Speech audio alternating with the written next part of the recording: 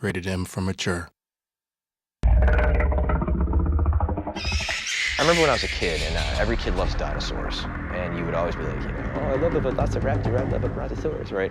And you could have that chart where you could see the scale of all the dinosaurs, and you'd have that one poor guy who was like 5'9", standing there looking nervous next to the stegosaurus and the brachiosaurus and everything, and you have that sense of scale. And I think if you're creating a cool video game universe with monsters, you want to have everything from something that's knee-high to him all the way to something that's 10 to 15 plus stories high and everything in between.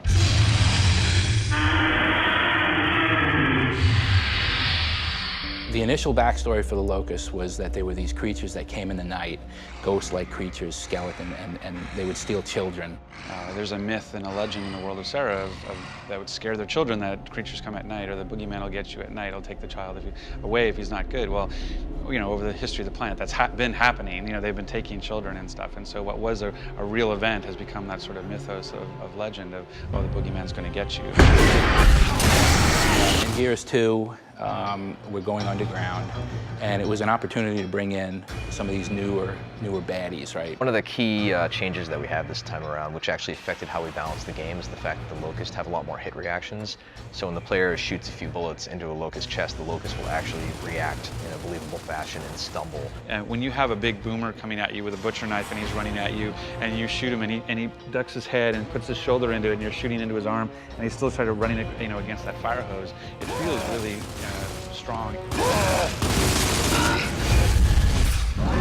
I'd say the biggest thing is we have expanded our AI family by quite a bit. There's lots of different creature types, and there's lots of new ways that the creature types interact with each other. For example, there's a new guy called the Cantus. They have the ability to revive downed teammates on their side, so if you shoot down a locust but don't finish him, he can bring him back to life from across the battlefield. If you're in a fight with one of these Cantus guys and you ignore him, you're just fighting the front guys, they're just going to keep coming back. And if you do enough damage to him, he'll actually spawn tickers to go after you and try to distract you while he does other things.